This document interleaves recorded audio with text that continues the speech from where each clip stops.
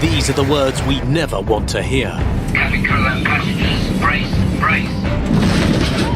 But with 80,000 aircraft flying every day, landings do go wrong. The pilot really does say, "Mayday, I want to come back in immediately." Some passengers can barely believe they're still alive. I can remember thinking, I hope we don't pitch into a school or a hospital. Pilots need astonishing skill at some landing sites. We'll take you aboard the planes that were shaken so badly it was time to pray. Dear Lord, I love my family very much. That were lashed by weather it's hard to imagine. That began to fall apart as passengers watched. Fasten your seatbelts for a bumpy ride. There's turbulence ahead.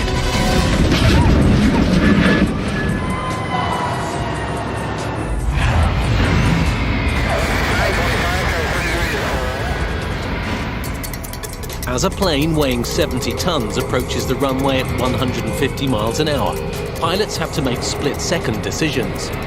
Often, if they're wrong, there's no second chance.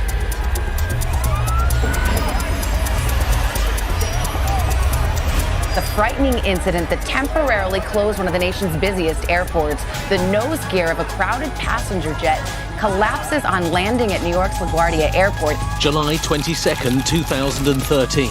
A Boeing 737 with 145 passengers and 5 crew plows into the runway here, triggering a full-scale emergency. A passenger records the terrifying moments. Including flames rising from the searing heat of friction as the aircraft slides for half a mile.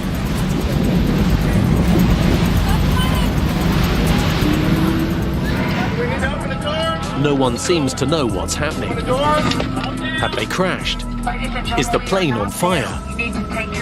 This engine is on the ground. Oh, man. The man with the camera even makes a joke.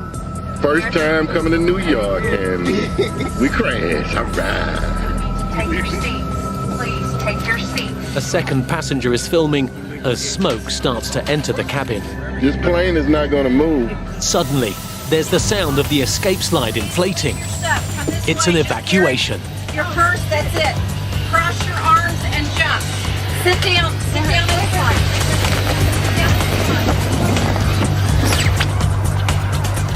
It's not clear whether the smoke means there's a real danger of fire. Emergency crews are racing across the tarmac. Everyone's desperate to get out. A woman clasping a young child is next to escape.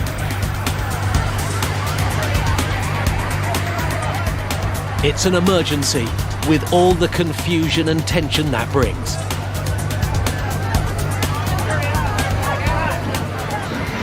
The nose wheel collapsed. Police department, aircraft rescue, and firefighting crews responded immediately. 10 of the 150 people on board need hospital treatment. Bruised and bewildered, they've survived a horrific experience. We just went straight down and then just bounced and went all around and the door blew in. They finally did open the doors, but it took a while. The plane was pretty filled with smoke before anyone did anything. So what happened? When crash detectives investigate, a frightening story emerges. Pilots have to treat New York's LaGuardia Airport with particular care. Its runways are only half as long as one at neighboring JFK Airport. And there's water on 3 sides. LaGuardia Airport is about 7,000 feet long, which makes it a bit short.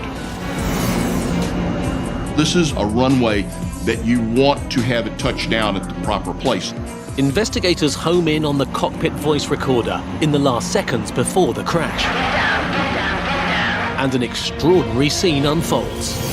We asked an airline pilot to study the report and then help simulate the flight. The recording shows that the plane crash-landed after one pilot took control from the other less than 30 feet from touchdown. But why? At 5:40 p.m., the plane is nearing the end of a 2-hour flight from Nashville. As they approach LaGuardia, the more junior of the 2 pilots is in control. The first officer was the one actually hand flying the aircraft. The captain remained in command. but the person actually maneuvering the airplane in this case was the first officer. The recording shows that the captain thinks they're flying too fast and at the wrong angle for landing. The worst case scenario is that they overshoot and end up in the water. The captain commands her colleague to get the plane down on the runway. With the plane less than 100 feet from the ground, she orders. Then she takes control. The first officer replies. When the captain takes control, the plane is just 27 feet from the tarmac and traveling at 200 feet per second. It goes catastrophically wrong as the 70-ton weight smashes down on the single nose wheel. The nose landing gear is not designed for the forces applied to the airplane at touchdown.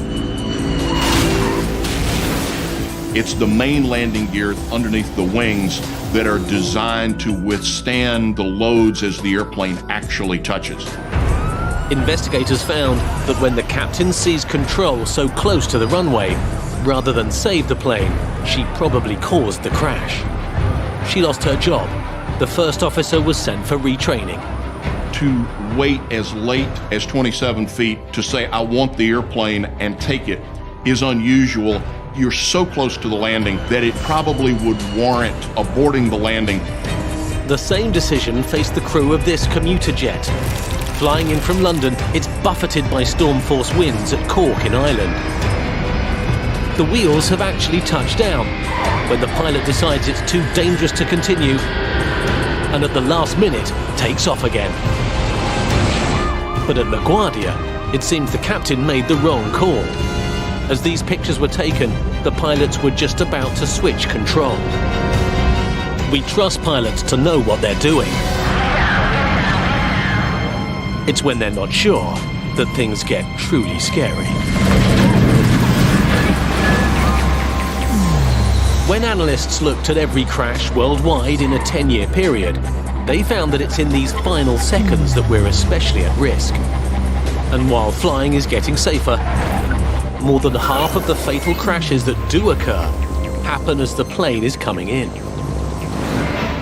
Next, 400 passengers brace for impact when part of the landing gear on a London-bound jumbo jet gets stuck. The cabin crew started chanting, head down, feet back. Cabin crew and passengers, brace, brace. It was frankly terrifying. The latest commercial aircraft can cost hundreds of millions of pounds and use the most advanced gadgetry. But when a vital component on this plane didn't work, there was no gadget to fix the problem, putting hundreds of passengers in danger.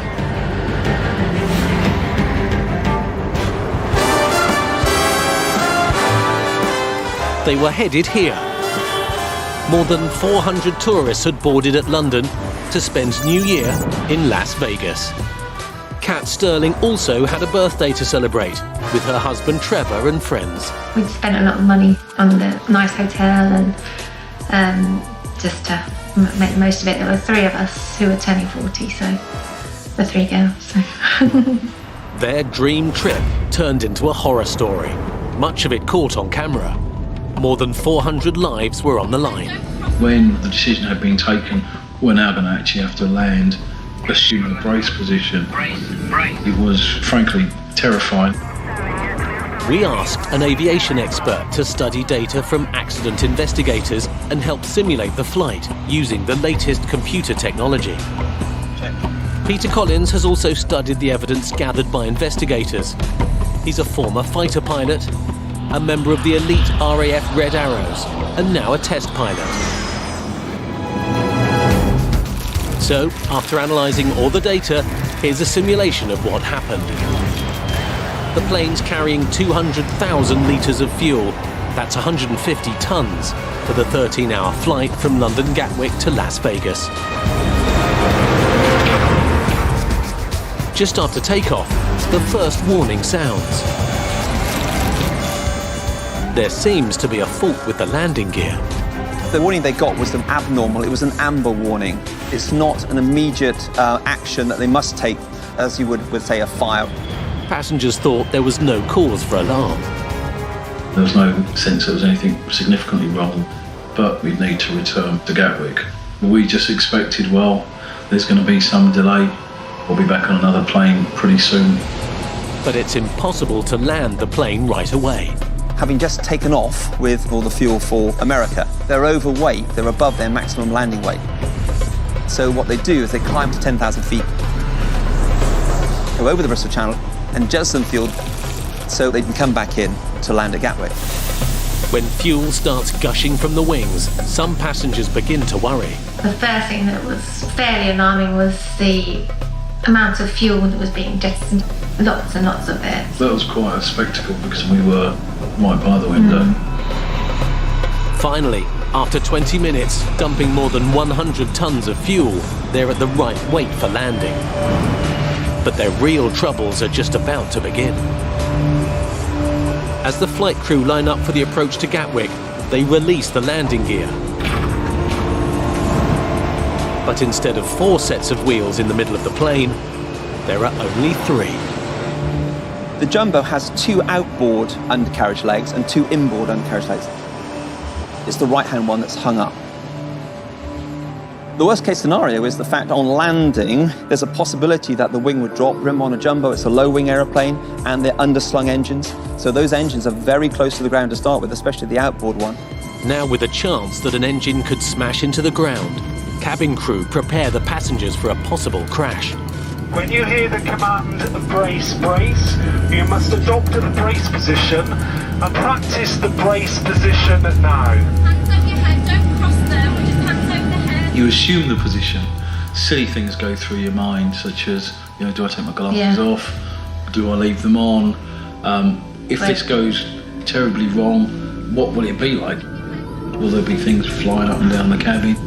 Will people scream? All those things go through your mind. It's easy to imagine the passengers' fear and confusion. And now the pilots, struggling to handle the crisis, need to call for help. A top-of-the-range jumbo jet costs more than £200 million. Its 6 million components include electronic warning systems, but the electronics can't tell you everything. What if this is a false alarm and the wheels are in place after all? The crew can't see the undercarriage and there's no camera or other device to help them. Because you have no underbelly view, you don't really know quite where it is. That's why you'll go for a visual inspection. They resort to old-school technology and radio ground staff at Gatwick to get out their binoculars and peer into the sky. The news isn't good. The vital 4th leg is stuck. The unfolding drama becomes news all over the world. Some terrifying moments today aboard a 747 in the sky above the UK. A Virgin Atlantic flight from London to Las Vegas discovered a problem with one of its main landing gear. The plane turned back. The pilots even seek advice from Boeing in America. They say, in effect, try shaking the plane. Maybe the wheels will pop out. We're in contact with Boeing over in Seattle, and we'll just try our best now to dislodge this gear door. If you can bear with us and stay in the seat. We had to brace ourselves for what were going to be fairly incredible manoeuvres, frankly. To try and literally bounce the airplane, drop the plane from a distance, banking it sharply to the left and to the right and then dropping it again. A chunk of metal, about the weight of a 20-inch TV, breaks off the plane and plummets 3,000 feet to the ground. Luckily, it doesn't kill anyone, landing in an empty field. After 15 minutes of the aerial roller coaster, desperately trying to dislodge the stuck wheel, they have to admit defeat. Passengers are told they're going to land with 1 set of wheels missing. You try and stay calm, and for me, trying to make sure Cat was okay was important. But then there comes that point where you actually think, actually, are we going to be okay? Gatwick, the world's busiest single runway airport, is shut down. Firefighters and medics are standing by. As the plane comes into view, the problem's there for all to see. Instead of 4 sets of wheels, there are only 3. For the 465 people on board, the danger is that the remaining wheels could collapse, smashing the engines and wing-mounted fuel tanks onto the tarmac. These are enormous loads that are placed on the undercarriage, on the legs, that undercarriage has to start working from what you might say is a standstill in the air to 150 miles an hour on the ground straight away. We didn't know if it was going to topple over. That's how you'd think if the wheels on your side are missing. The cabin crew started chanting. Head down, feet back. Over and over again. Over and over again, yeah. All in unison, extremely loud, and it was petrifying, wasn't it? It just filled the plane, so all you could think about... All you could hear is this chant. Was the chant. It was frightening, and as the plane came down, it was getting lower and lower, and this chanting was getting louder and louder. You're tensing up because you're kind of waiting for potential impact. The fate of all 465 people on board depends on what happens in the next 10 seconds.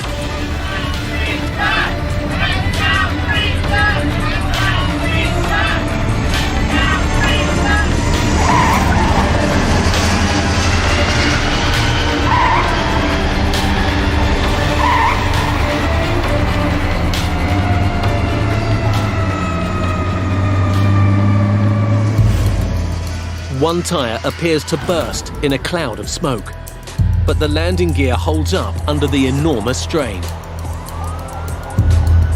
As it came to a halt, there was just this silence, this overwhelming relief from all the passengers and cabin crew. Everyone's 100% safe now, so, chill out, relax. Thanks to the skill of the pilots, the wing remains just clear of the ground. But even now, the plane could still tip over. Getting it balanced and getting all the passengers off takes another 2 hours. Investigators discovered that the whole dramatic incident was caused by a mistake during routine maintenance. One of the 6 million components, a key part of the landing gear, had been fitted incorrectly. For Kat and Trevor, through the terror, there'd been one glimmer of hope. There was one really curious feature in all of this. We knew that the pilot's daughter was a passenger on the airplane. If there's one thing that's going to give you confidence that a pilot is going to land safely, it is when you know that his daughter is on the airplane.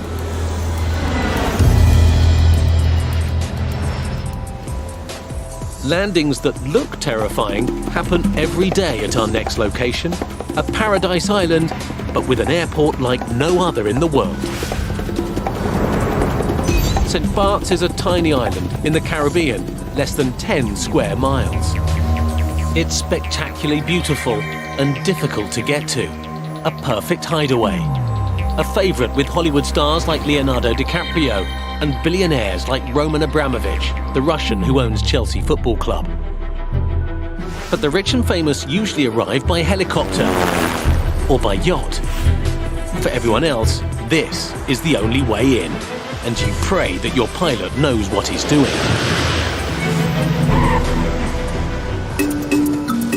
This speeded-up plane's-eye view shows what it's like to arrive. The landing is so difficult, pilots need special training and must get a certificate proving they've mastered all the hazards, including traffic. Swooping in low over the traffic island, if you overshoot, then you're in the sea.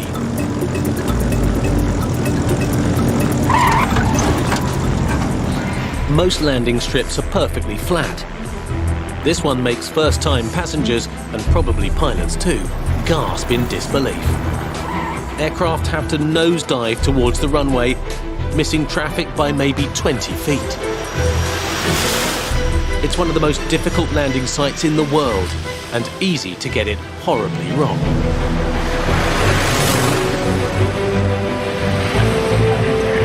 Dude, that guy's gotta stop.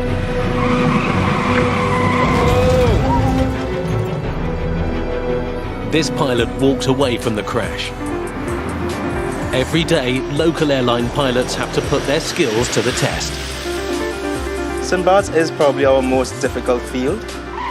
The approach into St. Bart's has a very narrow passage, and the winds that come into the valley squeeze between the hills and can either create updrafts, downdrafts, and that can dangerously put aircraft closer to the terrain that you really want it to be.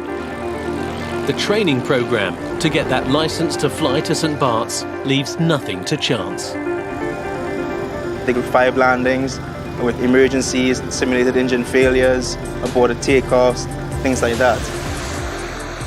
We try to keep everyone on top of their game. Next, how scary it can get when extreme weather wreaks havoc on an aircraft 5 miles high, then forced to land. It's terrifying. The noise level is immense. You don't know how much damage is being done to the airplane.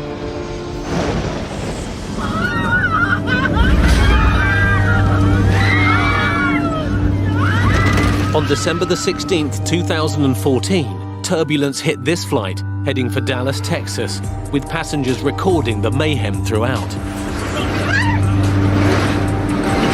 Injuries were so bad that the plane turned back. 12 people went straight to hospital, 1 passenger with a broken neck. A Boeing 777, similar to this one, sets out from Seoul, South Korea, with 240 passengers and 15 crew. As they cross Japan at 27,000 feet, they hit violent opposing currents of air, known as clear air turbulence.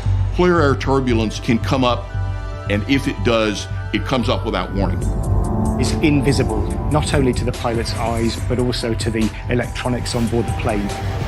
This is the turbulence that you might have encountered when you're flying above the clouds. Thinking that the skies are clear, you can just hit a wall of turbulence out of the blue. Aboard the Dallas-bound plane, John Mitchell, a language teacher, is flying home to see family. I captured the most severe part of it.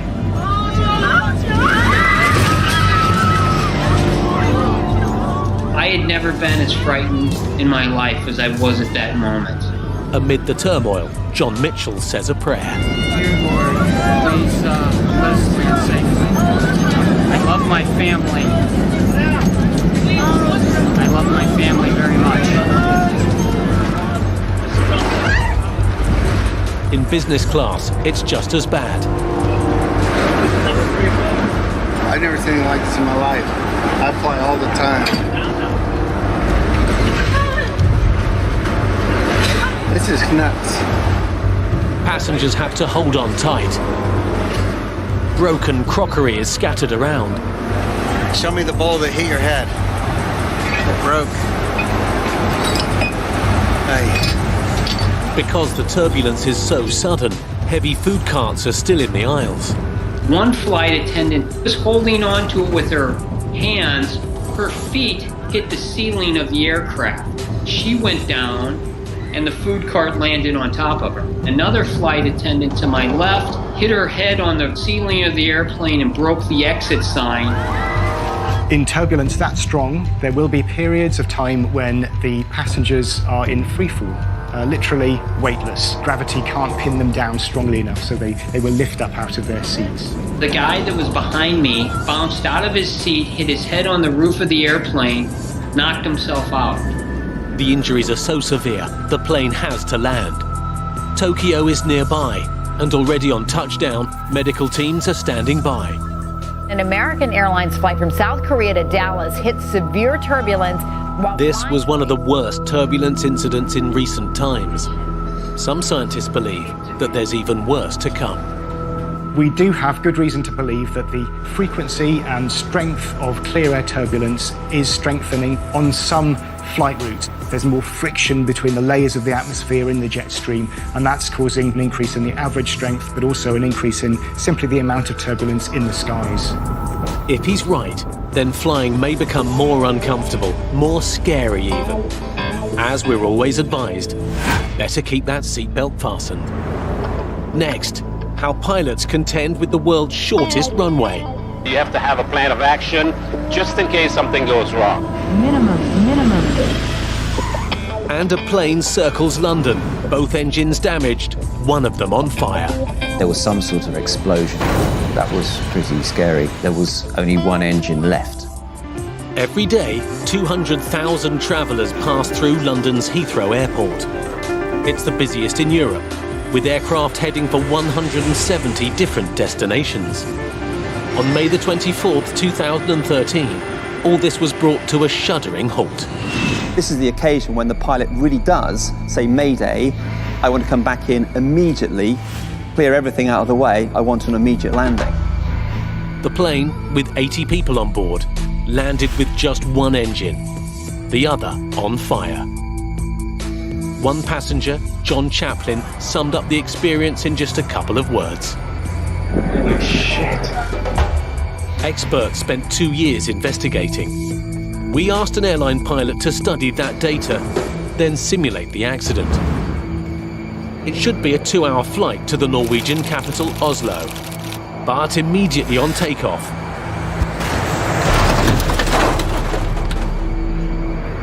the large metal engine covers, the cowlings, are torn from both sides of the plane. At first, the flight crew don't realise. Confirmation comes from air traffic control in these chilling words. You've left multiple engine parts and the smoke as you left the runway at Heathrow. John Chaplin films the left-hand engine, the insides exposed, but still working normally. On the right of the aircraft, it's even more serious. A fuel pipe has severed. It's gushing fuel over London at 120 litres a minute. Then suddenly, catches fire. There was some sort of explosion. You could hear a sort of sound, and then the cabin was filled with an orange glow. That was pretty scary. And that, of course, meant that there was only one engine left. What they have is an uncontained fire that's being fed by a pressurized fuel. This is starting to become a life or death emergency. 23 minutes into the flight, the pilot announces a mayday. He needs an immediate emergency landing. That has immense implications in an airspace over London, with all the airplanes backed up. But if that's what he needs, that's what he'll get. With the right engine shut down and still on fire, it's only this left engine that's keeping them airborne. If this one fails, there's a real possibility that they'll crash. I can remember thinking, I very much hope we don't pitch into a school or a hospital, even if the passengers were killed. That would be a double tragedy in a way. John Chaplin remains mesmerised by the damaged engine just outside his window. One engine on fire, one with no casing. The outlook's not that great. As they rapidly descend and Heathrow comes into sight, can it hold out for just a few seconds more? You're thinking, how long have we got?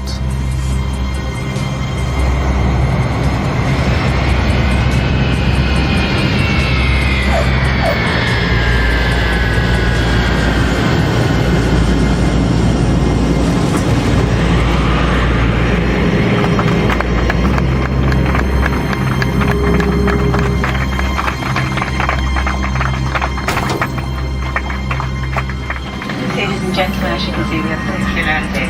And we ask you to stay in your seats. 28 minutes after takeoff, they're back on the ground, but not out of danger. The fire crew were assessing the situation to see if it was safe for us to get out. Then it all happened very quickly, and it was right, everybody out, down the slide, and off you go. People were sort of, as they came off the slide, looking back at the aircraft and wondering what had happened. Following another breaking news story at one of the world's busiest airports. An emergency landing this morning forced London's Heathrow Airport to shut down both of its runways. Disaster had been averted, but only just. It turned out that engineers who'd been working on the plane the previous night hadn't fastened the engine covers.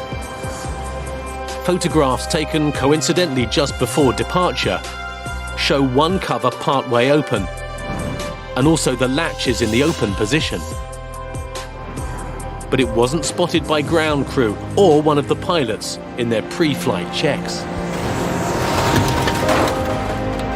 Investigators ruled that the engine cover latches need to be redesigned so that this kind of near tragedy can't happen again.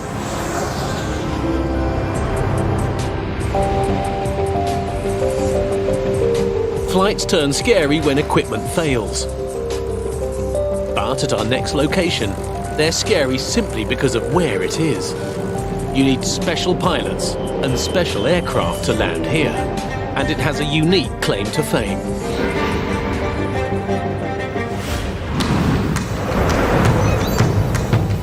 Sabre Island is in the Caribbean, only a short flight from St. Bart's.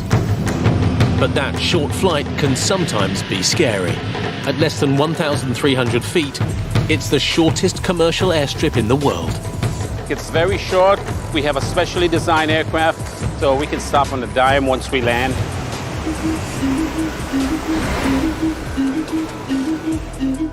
Sabre is mountainous, so there's nowhere else for the airstrip. There are sheer cliffs round most of the island. Hardly anywhere safe enough to land a boat. So for the 2,000 people who live here, the air service is their only lifeline. Pilots make the perilous landing twice a day. To be qualified to land in Sabre, you have to fly 100 hours as a captain. Then you put through the test and go through all emergencies in the process of takeoff and landings. Coming into Sabre, you have to be well prepared. You have to have a plan of action just in case something goes wrong. So you're always prepared for plan B. It's the only piece of flat terrain on the island, and there's not much of it. With sheer cliffs at either end, the margin for error is practically nil. The pilot has to fly in as low as possible. Minimum. And use the wing flaps to force the aircraft onto the ground.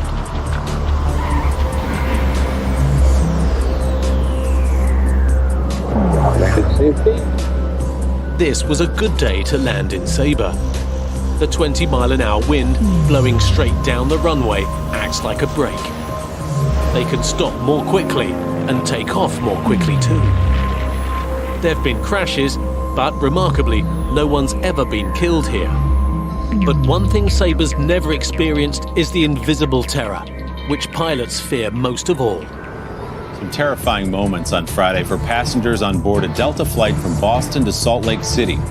They look like they've flown through a war zone, and for everyone on board, that's what it felt like. But it wasn't bullets that did the damage, it was hailstones.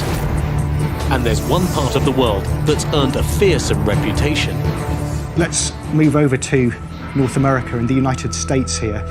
There's a part of the United States, Nebraska, Colorado, Wyoming, that meteorologists call Hail Alley. Flight DL-1889 takes off from Boston, an Airbus A320. It's carrying 5 crew and 125 passengers.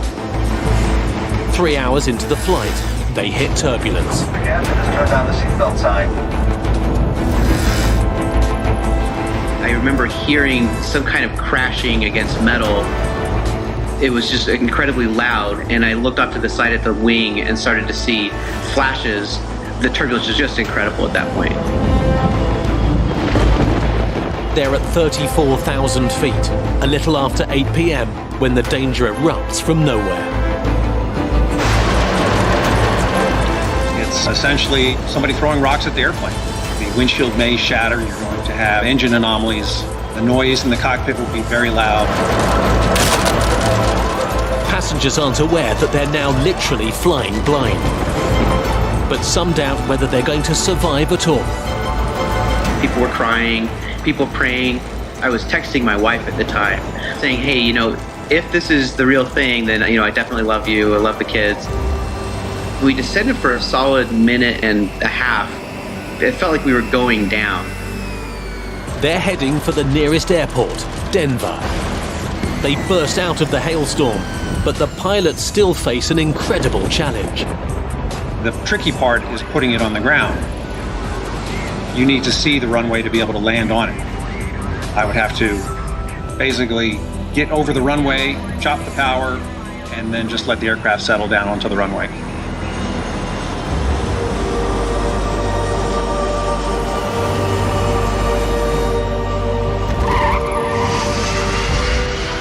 It's only when passengers see the plane that they realize how badly they were hit. We were just dumbfounded. We saw that the entire windshield was shattered. The nose cone caved in. There were burn marks and holes on the engine from what I assumed to be lightning. The plane was really battered. It was incredible. What makes hail so hazardous for pilots is that it can come out of nowhere. Weather radar cannot see hail very well because it's ice. Weather radar reflects much better off of liquid water that you see within the thunderstorm. Hail in an airplane is something no pilot wants, and if you do experience it, it's very serious. It's just a matter of how badly we've been damaged, and are we going to divert? Can we continue? Hailstones big enough to damage a plane only happen when a storm is so violent that the hail is being sucked upwards instead of falling to the ground. They can go up and down a number of times, actually. Each time they're going up, more moisture is freezing onto the hailstone, so they're growing. The danger isn't only in America's Hail Alley. On June the 17th, 2015, a Boeing 747 jumbo jet is heading for Seoul, South Korea, from Detroit. 3 hours before landing over China. We hit something. I mean, it literally felt like we hit another plane, or we hit a mountain, or we hit something. Brian Walker is on a business trip on a route he's flown many times before. That was a wall of hail that we were slamming into. I was holding the seat ahead of me for dear life, with my hands turned into claws. Everything started flying. My glasses flew off. Eventually I got my glasses back, thank goodness, but they were about 7 rows away. As the plane lurches towards its destination, the nose cone starts to break up. As soon as they land, Brian Walker documents the damage. It looked as though a shotgun had blasted the front part of the nose to the point where there was a hole in it, where the wing meets the fuselage. On the leading edges of the wings, there's a lot of scoring. And if you notice, the hub that's inside the engine nacelle is beat up. The damage was so extensive that the 26-year-old plane was retired from service. I've flown enough and been through enough turbulence where this is the most unbelievable thing I've been through. Coin flip, it could have gone the other way. My remains could be somewhere in the desert in China. Coming up, the propeller blade that came through the aircraft window. What to do when a plane is headed straight at your car. If you see the plane in your rearview mirror, get out of the way. And we meet some real scary landing fanatics. It's kind of a surprise how big they are.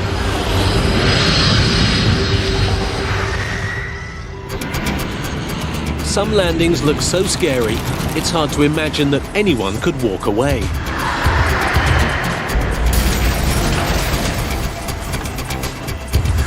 In this case, remarkably, all the passengers escaped with only minor injuries. But the accident provided a chilling foretaste of what would happen 7 years later in Canada.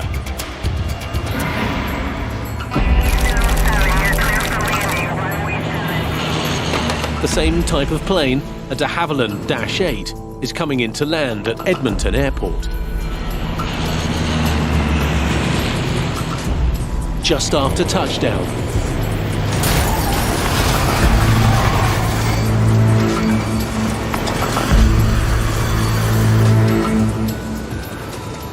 and here's where fate intervened.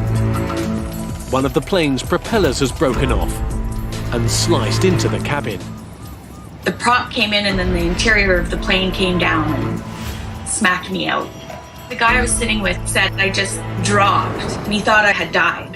When I came to, I could smell smoke and whatnot and people were screaming and the flight staff was yelling at me to get off the plane. Investigators discovered that a tire had burst. The rim of the wheel dug into the tarmac and collapsed the landing gear. Christina Carrillo suffered concussion from the debris, and everyone else escaped unhurt. The propeller, it's estimated, missed her by 2 inches. I am really lucky that I wasn't in a different position to have gotten hit from a different part or something, but yeah, it was the whole prop that is sticking through my window. Scary landings can be fun, just provided you're not on the plane.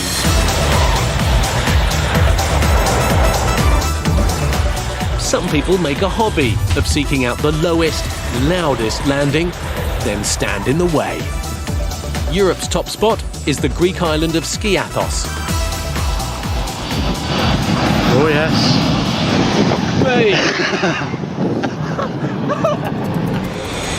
But the most famous, most notorious venue is the Caribbean island of St. Martin.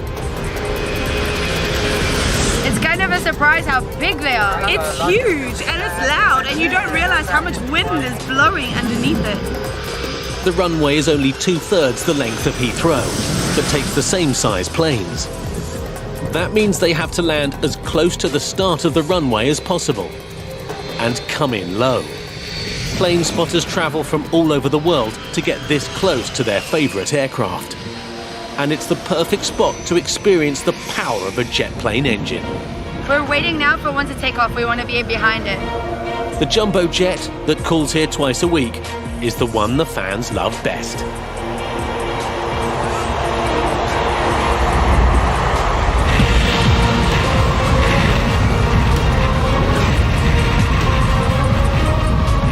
That's the awesome power that's needed to lift more than 300 tons of aircraft into the sky.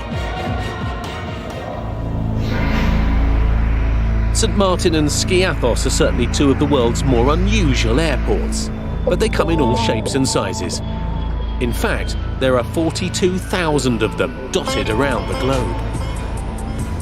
The United States alone has 14,000 airports.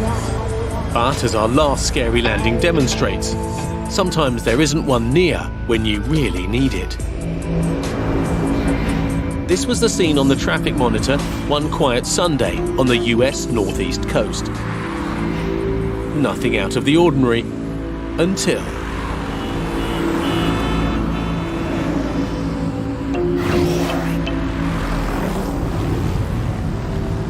It was July 12th at 10:12 a.m. on State Highway Route 72, which is a major artery to Long Beach Island. Tadas Simonis is a skydiving instructor and passionate about the sport. A couple of years ago, he even taught his mother to skydive. But in 2015, he was on a tuition flight when things went very wrong. There were 4 other people on this skydiving trip: the pilot, another instructor, and 2 pupils. It's good it happened in the morning, because later in the day all the beach traffic goes home. It would have been much worse. All that's been recorded of the epic flight is this clip from the CCTV. So Tadas helped our computer experts to depict what really happened. They're at 4,000 feet over the ocean when suddenly... the engine just stopped in its tracks. We all knew right away it wasn't good. You start to think what your options are. But isn't it obvious? They've all got their skydiving parachutes. I suggested that option. We got ready to jump actually really quick, but we're still over the water, so we decided to stay in the plane. Now the pilot has to decide where to put the plane down. He can only glide for a short time. We have water and a lot of pine trees, so the options were limited. And that's how they came to choose Highway 72, to the surprise of the motorists already on it. The road was the best option in a situation. If you see the plane in your rearview mirror, get out of the way. In an emergency situation, you do what you have to do. So anyone that's trying to protect and preserve life is going to trump any other laws that we may have.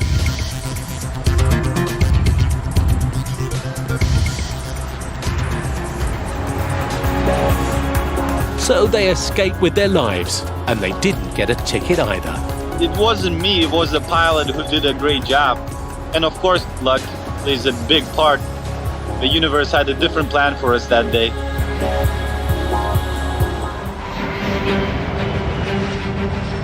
"10 million people fly every day, and in the overwhelming majority of cases, 10 million people safely land. Even when there is a scary landing, it is possible to walk away. Because remember, in all that you've just seen,